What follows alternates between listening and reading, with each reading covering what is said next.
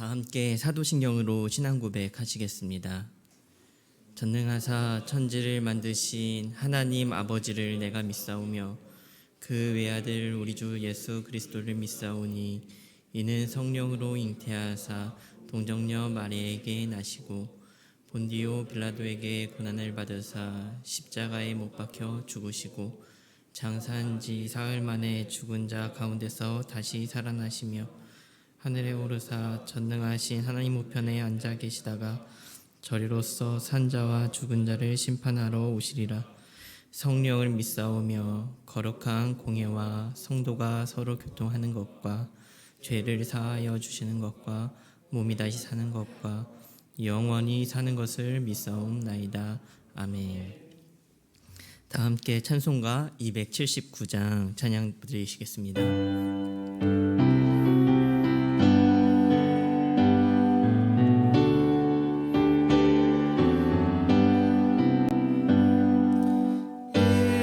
예배하신 구세 주여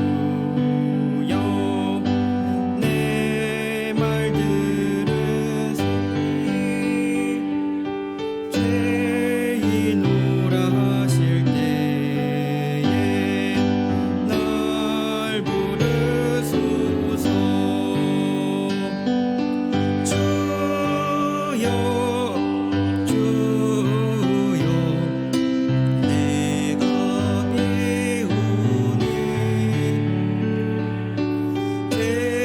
죄인오라 하실 때에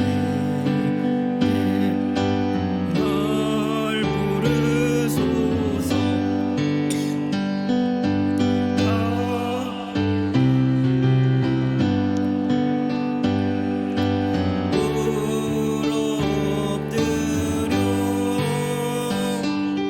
자복하고 회개하라.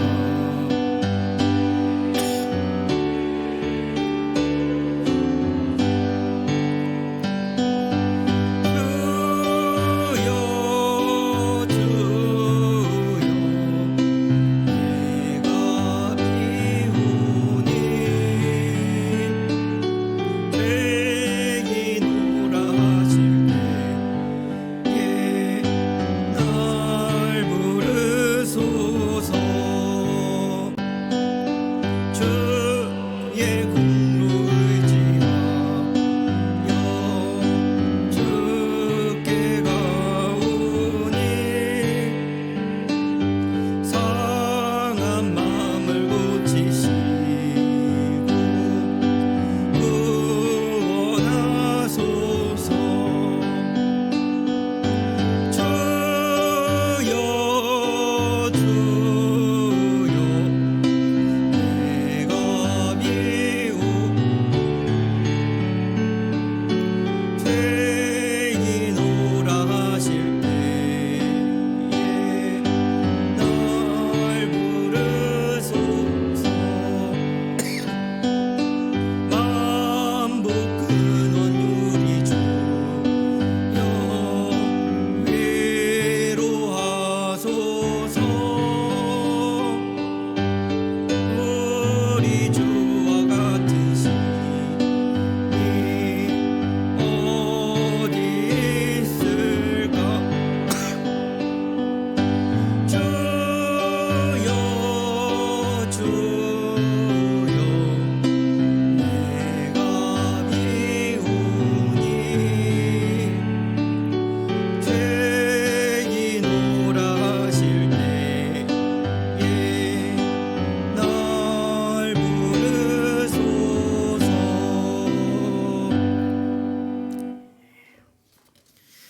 오늘 우리가 함께 나눌 하나님의 말씀은 사무엘하 11장 14절에서 27절의 말씀입니다. 사무엘하 11장 14절에서 27절의 말씀입니다. 교독하여 읽도록 하겠습니다. 아침이 되매 다윗이 편지를 써서 우리아의 손에 들려 요압에게 보내니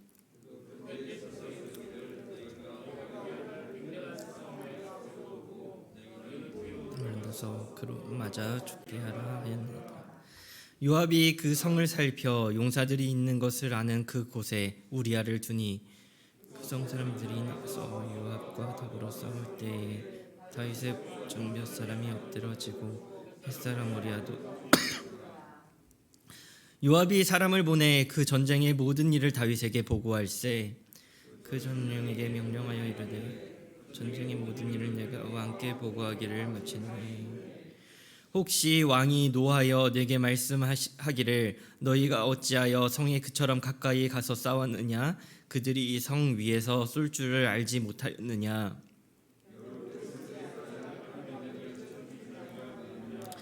여인 하나가 성에서 돌짝을 그리 던지니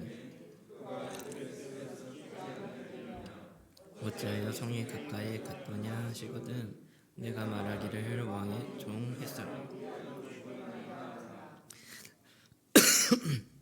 전령이 가서 다윗에게 이르러 요압이 그를 보낸 모든 일을 다윗에게 아뢰어 우리보다 우세하여 우리를 향하여 들로 나오므로 우리가 그들을 쳐서 성문 오기까지 미쳤더니 활 쏘는 자들이 성 위에서 왕의 부하들을 향하여 쏘매 왕의 부하 중 몇 사람이 죽고 왕의 종 햇사람 우리아도 죽었나이다 하니 다윗이 전령에게 이르되 요압에게 이같이 말하기를 이 일로 걱정하지 말라 칼은 이 사람이나 저 사람이나 삼키느니라 그 성을 향하여 더 힘써 싸워 함락시키라 하여 너는 그를 담대하게 하라 하니라 우리아의 아내는 그 남편 우리아가 죽었음을 듣고 그의 남편을 위하여 소리내어 우니라 사람을 보내 그를 왕궁으로 그가 그의 아내가 되어 그에게 아들을 낳으니라 다윗이 행한 그 일이 여호와 보시기에 악하였더라. 아멘. 다윗은 밧세바와의 동침 후에 밧세바의 남편 햇사람 우리아를 불러서 자신의 죄를 감추고자 하였습니다. 두 번이나 그가 아내와 동침하도록 유도하였고 실패하자 다윗은 결국 우리아를 죽이기로 마음먹었습니다. 오늘 본문은 다윗이 자신의 죄를 감추기 위해 우리아를 죽이는 범죄 사건을 상세하게 기록하고 있는데 본문 안에 우리아의 죽음과 직접적인 관련이 있는 구절들이 5개나 될 만큼 우리아의 죽음은 오늘 본문을 이끌어가는 주축이 되어집니다. 오늘 우리아의 죽음을 통해서 본문의 말씀을 가지고 함께 나누고 싶은 2가지가 있는데요. 첫 번째는 죄는 발전하고 확장된다는 것입니다. 14절은 이렇게 말씀합니다. 아침이 되매 다윗이 편지를 써서 우리아의 손에 들려 요압에게 보내니 저녁 늦게까지 우리아를 밧세바에게 보내기 위해 애를 썼지만 실패하자 이른 아침부터 일찍이 다윗은 우리아를 죽이기 위해 바쁘게 움직이기 시작했습니다. 다윗은 우리아를 죽이라는 편지를 써서 우리아의 손에 그 편지를 들려서 요압에게 보내었습니다. 요압은 그 편지를 받고 자신의 충신이었던 우리아를 죽이는 그 명령을 그대로 행했습니다. 요압은 다윗의 명령대로 우리아를 죽였고 그 과정에서 우리아뿐 아니라 죄 없는 사람들마저 죽게 하였습니다. 시작은 밧세바와의 동침이었지만 결국 살인사건으로 발전되는 것을 오늘 본문이 보여주고 있습니다. 야고보서 1장 15절은 이렇게 기록하고 있습니다. 욕심이 잉태한 즉 죄를 낳고 죄가 장성한 즉 사망을 낳느니라. 성경은 죄가 확장되고 발전되어진다고 그리고 죄의 결과는 사망이라고 분명하게 말씀하고 있습니다. 다윗은 선한 왕에서 원수마저 품을 줄 아는 왕에서 남의 여인을 탐하는 왕이 되었고 남의 여인을 탐하는 왕에서 악랄한 살인자로 변질되었습니다. 죄는 점점 커집니다. 그리고 죄를 숨기기 위해 더 큰 죄를 짓습니다. 우리가 너무나도 잘 알고 있는 사실입니다. 그러나 여기서 간과해서는 안 될 것은 죄가 그냥 홀로 죄만 확장되는 것이 아니라 죄인들도 확장되고 있다는 사실입니다. 사무엘하 11장 3절은 이렇게 기록하고 있습니다. 다윗이 사람을 보내 그 여인을 알아보게 하였더니 그가 아뢰되 그는 엘리암의 딸이요 햇사람 우리아의 아내 밧세바가 아니니까 하니. 다윗은 3절에서 사람을 보내서 목욕하던 여인이 누구인지 알아보게 하였습니다. 그리고 4절에서는 전령을 보내서 밧세바를 데려왔습니다. 그리고 5절에서는 밧세바가 직접 다윗에게 사람을 보내서 임신하였다고 말을 합니다. 성경이 동일인인지 아닌지 명확하게 말하지는 않지만 아마도 최소 2명 이상의 사람이 이미 다윗과 밧세바의 범죄 사실을 알고 동조하거나 침묵하였음을 추측해 볼 수 있습니다. 요압 역시 우리아를 죽이는데 다윗의 명령대로 살인을 행했고, 그리고 그것을 실행하기 위해 더 많은 사람들을 죽이는데 거리낌이 없었습니다. 요압은 직접적으로 행동을 함으로 죄에 동조하였음에 틀림이 없습니다. 또한 성경에 명확하게 드러나진 않지만 죄에 동조하는 자들이 더 있음을 유추해 볼 수 있습니다. 사실 다윗과 밧세바 사건은 성경이 명확하게 기록하지 않는 부분들이 너무나도 많습니다. 그래서 여러 가지 가정과 신학자들도 여러 가지 관점에서 해석을 하기도 합니다. 예를 들면 다윗의 죄를 누가 알고 누가 모르는가라는 질문 앞에서 명확하게 성경은 답을 제시하지 않습니다. 그리고 모호함을 남겨둡니다. 또한 알고 지은 죄인지 모르고 지은 죄인지 명확하게 구분하지 않고 열어두는 부분들도 있습니다. 요압조차 다윗의 명령에 따라 우리아를 죽게 만들었지만 밧세바와의 그 일을 알고 있는지 모르는지 명확하게 이야기하지는 않습니다. 알고 있는 것도 같고 모르고 있는 것도 같습니다. 이 일의 당사자인 밧세바조차 그의 동침이 그 동침 속에 그의 의지가 있었는지 없었는지 명확하지 않아 의문점도 남겨주기도 합니다. 성경은 다윗의 죄에 동조한 사람들이 누구인지 모호하게 열어두고 그 가능성 역시 무한하게 열어둡니다. 왜냐하면 침묵도 죄에 대한 동조이기 때문입니다. 우리는 살아가면서 너무나도 고상한 침묵들을 많이 하게 됩니다. 죄에 적극적으로 가담하지 않지만 침묵을 통해 죄를 확장시키는 데 동조하고 있는지도 모릅니다. 오늘 본문은 이 침묵의 무서움을 보여주고 있습니다. 사실 이 죄를 지은 사람은 다윗 한 사람이 아닌지도 모릅니다. 침묵을 통해서 얼마나 죄가 커다랗게 확장될 수 있는지를 우리에게 분명하게 보여주고 있는 것입니다. 만약에 밧세바가 더욱 철저하게 자신의 목숨을 걸고 정결을 지켰더라면, 만약 다윗의 전령이 왕이시여 그러면 안 됩니다 라고 말했더라면, 만약 요압이 저는 그럴 수 없습니다 라고 외쳤더라면, 다윗에게 전쟁의 소식을 전하는 전령이 무고한 자들의 목숨을 좀 더 귀히 여겼더라면 어떻게 되었을까요?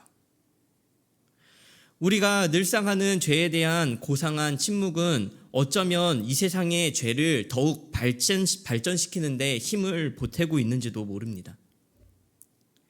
다윗이 저지른 이 죄는 한 사람이 만들어낸 것이 아니고 함께 동조한 사람이 누구인지 모를 만큼 많습니다. 알면서 뒤에서 수군거리기만 하는 사람들이 분명히 존재할 것인데 그들도 동조한 것임에 틀림없습니다. 그렇기에 침묵을 깨트린 나단 선지자의 책망은 다윗만을 향한 것이 아닐지도 모릅니다. 나단과 같은 자가 조금 더 일찍 나타났다면 이렇게까지 죄가 커졌을까요? 그러한 의문을 던져주는 것 같습니다. 결국 피해자는 확실합니다. 햇사람 우리아. 오늘 짧은 본문 안에서 우리아의 죽음은 5번이나 등장하지만 대부분 우리아의 죽음은 도구로 사용되는 것을 볼 수 있습니다. 자신의 욕망을 위해, 자신의 손해를 막기 위해 우리아의 죽음이 도구로 이용되는 것입니다. 우리는 오늘 하루 기도했으면 좋겠습니다. 우리가 하는 고상한 침묵이 죄가 확장되는 도구가 되지 않게 해달라고, 우리의 삶이 죄를 확장시키는, 그리고 확장시키고 동조하는 그러한 삶이 되지 않게 해달라고, 침묵을 깨고 죄를 도말하시는 하나님을 전하는 삶이 되게 해달라고 말입니다. 그리고 우리는 침묵을 깨야 합니다. 악에 맞서야 하고 죄에 대항해야 할 것입니다. 그렇게 우리는 우리의 죄를 위해 죽으신 예수 그리스도를 증거하고 알리는 그 일에 앞장서 나아가야 할 것입니다. 함께 나누고자 하는 묵상 두 번째는 우리의 마음의 동기를 바로 해야 한다는 것입니다. 다윗은 사무엘하 11장에서 처음부터 끝까지 바라는 목표가 하나였습니다. 그것은 자신이 죄인처럼 보이지 않는 것이었습니다. 그래서 다윗은 우리아를 죽였고 밧세바를 아내로 나중에는 취하게 되었습니다.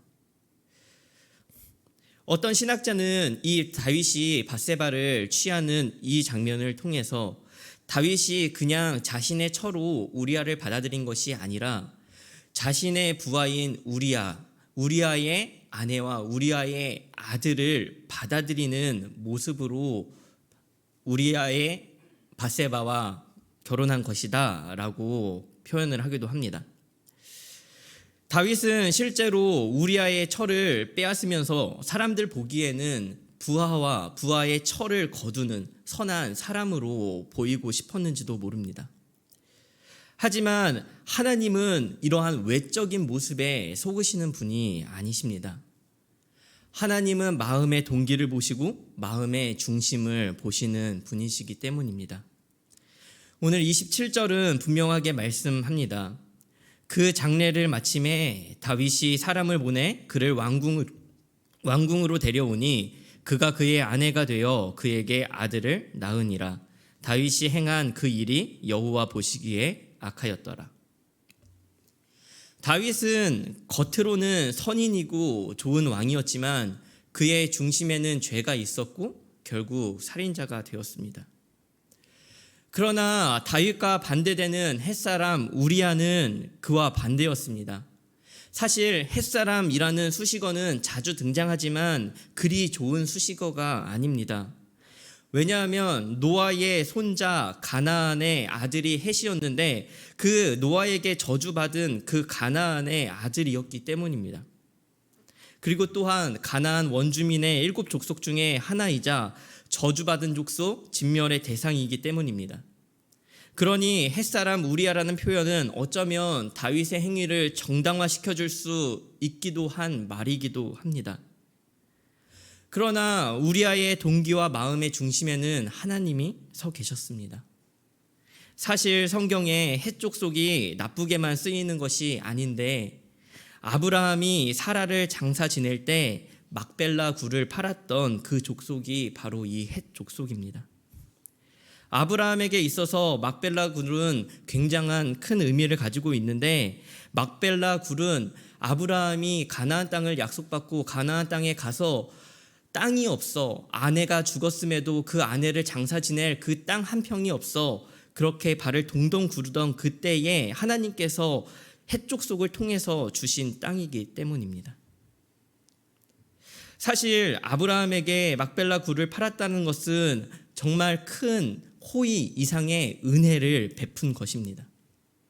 헷 족속을 통해 가나안 땅에 아브라함과 사라의 무덤이 생겼고 하나님께서 약속하신 그 땅에 대한 증거와 소망이 되어지는 것입니다. 그렇기 때문에 우리아의 이 중심과 그의 충성심은 이 성경을 통해서 우리에게 이때에 막벨라 굴을 허락하신 그 은혜의 모습을 우리에게 보여주는 것입니다. 우리아는 겉으로는 이방인이었지만 그의 중심은 하나님을 향한 사랑이 있었고, 또한 11절에는 분명하게 다윗에게 아뢰되 언약궤와 이스라엘과 유다가 야영 중에 있고 라고 하는 이 표현을 통해서 이 우리아의 중심에 하나님이 얼마나 크게 자리 잡았는지, 그의 마음 안에 이스라엘 백성들이 얼마나 크게 자리 잡았는지를 분명하게 보여주고 있습니다. 결국 하나님은 우리의 마음의 중심을 보시는 분입니다. 우리는 살아가며 우리의 겉모습을 바라보고, 또한 우리가 크리스찬으로서 우리가 겉모습으로 죄인인 것을 싫어하고 그것을 보여주기를 꺼려합니다. 그러나 정작 가다듬어야 할 우리의 마음은 그렇지 않고 겉모습만 그렇게 외식하고 있는 것이 우리의 모습인지도 모릅니다. 그러니 오늘 하루 우리는 우리의 동기를 더욱더 살피는 하루가 되어야 할 것입니다. 우리의 마음의 중심이 더욱더 하나님을 향하고, 정말 우리와 같이 하나님의 언약궤가 우리의 마음의 중심에 있어서 우리의 모든 행동과 우리의 생각과 우리의 모든 동기가 하나님 중심으로 바로 서야 할 것입니다. 그렇게 오늘 하루 우리의 동기가 하나님 앞에 바로 서고, 또한 죄의 확장에 있어서 우리가 거침없이 침묵을 깨트릴 수 있는 그러한 삶을 오늘 하루 살아가길 간절히 소망합니다. 우리 함께 말씀을 기억하며 기도했으면 좋겠습니다. 첫 번째, 기도하실 때는 우리 이렇게 기도했으면 좋겠습니다. 우리의 고상한 침묵을 깨게 해달라고 기도했으면 좋겠습니다. 죄가 발전하고 확장하는 일들에 침묵하지 않게 하시고, 하나님께 부르짖음으로 침묵을 깨는 하루가 되게 해달라고 기도했으면 좋겠습니다. 또한 두 번째로 기도하실 때는 오늘 하루 나의 마음의 동기를 지키게 해달라고 기도했으면 좋겠습니다. 겉보기만 번지르르한 죄 없는 의인이 아니라 겉보기에 죄인일지라도 그 속은 우리아와 같은 충성된 일꾼이 되게 하여 주옵소서라고 우리의 마음의 중심을 바라보며 기도로 하루를 시작하기를 간절히 소망합니다. 다 함께 기도하시겠습니다. 하나님, 함께하여 주옵소서. 오늘의 하루 아버지 하나님, 우리가 더욱더 우리의 마음의 중심 가운데 하나님 이 중심을 살필 수 있는 하루가 되게 하여 주옵소서. 하나님, 우리의 마음의 동기가 오로지 주님을 향하게 하시고, 하나님 정말 우리가 겉모습은 죄인일지라도, 하나님 우리가 겉모습은 죄인일지라도 우리의 속은 정말 그 중심이 바로 서 있기를 간절히 소망합니다. 겉만 번지르르하고 겉만 의인 같은 그러한 사람이 아니라 하나님 정말 우리의 속사람을, 우리의 마음의 중심을 바로 세울 수 있는 오늘 하루가 되게 하여 주옵소서. 무엇보다 죄에 민감하게 하시고, 하나님 우리가 죄를 깨트리고 정말 이 침묵을 깨트릴 수 있는 그러한 나단 선지자와 같은 우리가 이 시대에 하나님의 자녀로서의 삶을 살아갈 수 있도록 주님 도와주옵소서. 하나님 함께하여 주옵소서.